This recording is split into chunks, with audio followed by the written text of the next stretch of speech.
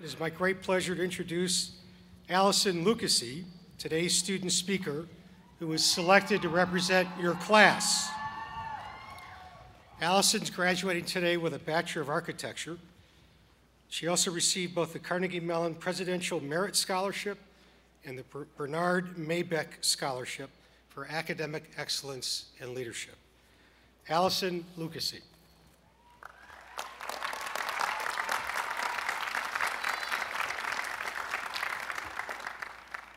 Thank you, President Cohen, and a special thank you to my family for always believing in me. Welcome, family, friends, faculty, staff, guests of the university, and class of 2009. This is our time. Today, I would like to talk about the buzzword of the past year, change. Climate change, economic change, cultural change, change in the aesthetics of our campus. It is nearly impossible to take a breath without the word change, thanks to Walking to the Sky and the Gates-Hillman complex, and we are all the better for it. Bruce Barton, author of Personal Success Guides in the Roaring '20s, famously said, "When you are through changing, you are through." We may be through with many things: late nights painting the fence, building booth for carnival, and loop adventures to the South Side. But certainly we are not through with change, especially at Carnegie Mellon, where we are the catalyst for change. Looking back at photos, the first ever to be posted on Facebook, we can all laugh at how young we looked. And in the not-so-distant future, we will look back at today's photo albums and laugh about how we brought in the largest crowd Gessling Stadium has ever seen, and how much we have changed. I knew Carnegie Mellon was the right place for me after just minutes of having unpacked the last of my clothes hangers and computer cables. A new neighbor of mine in Forbes House came bounding into my room and without hesitation began to gush about how thrilled she was to be in Pittsburgh. To her, being at Carnegie Mellon was like the Steelers winning the Super Bowl, twice in 4 years, no less. Needless to say, my family thought she was crazy. I knew she was a sign of just how great the next few years promised to be, and my intuition was proved right. She is just one of the many people I have come to know and love because you have so much passion and dedication for what we do at Carnegie Mellon. There are many reasons why each of us is at once thrilled and devastated to be leaving this campus. Where else do people celebrate 4 days of carnival with a sweepstakes race, pushing buggies through Shenley Park? Where else will you ever be given the opportunity to ride brightly spray-painted bikes from class to class for free? Where else would the entire Greek community come together to put on Broadway-quality performances in memory of Randy Pausch, author of The Last Lecture?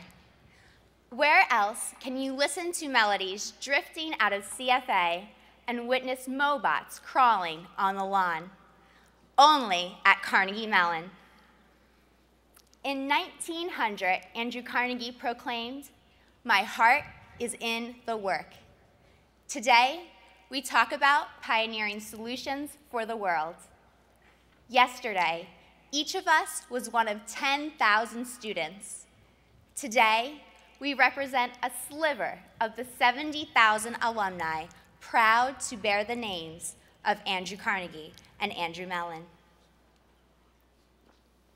The first citizens of Athens once said to their Athenian public, "What we leave behind is not what is engraved in stone monuments, but what is woven into the lives of others." Each one of us has influenced more people than we now know. Our friends surrounding us, our families in the stands, our professors, and people who have yet to step foot in these hallowed halls. We are who we are because of Carnegie Mellon, a little piece of tartan plaid forever stitched in our hearts and work. Once upon a time, we arrived in Pittsburgh for orientation, unpacked, filed out to this field, and sat on the laps of strangers born in the same month. Somewhere in all of this, we went from being roommates to best friends.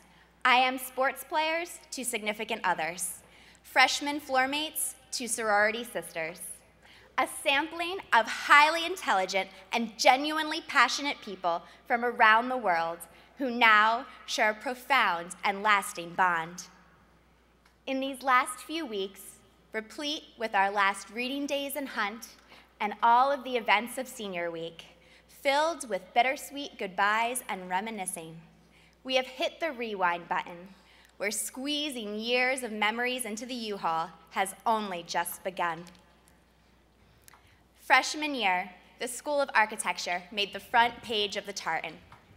We hung a sign in a window of a Margaret Morrison studio late one night that read, "Help, sleep needed."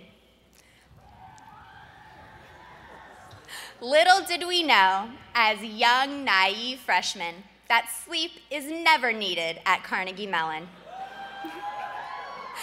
Continuously ranked in Princeton Review's top 10, students never stop studying. My fellow graduates, here and now is our reward. As you recess out of the stadium today, I challenge each of us, every single person listening to these words, to be the change you wish to see in the world. Gandhi said it best. We must embrace change if we are to be the leaders, thinkers, and innovators of the future. The only way to conclude our final chapter at CMU is to end it the way it began. We are the class of 2009, and please join me because we want a standing ovation.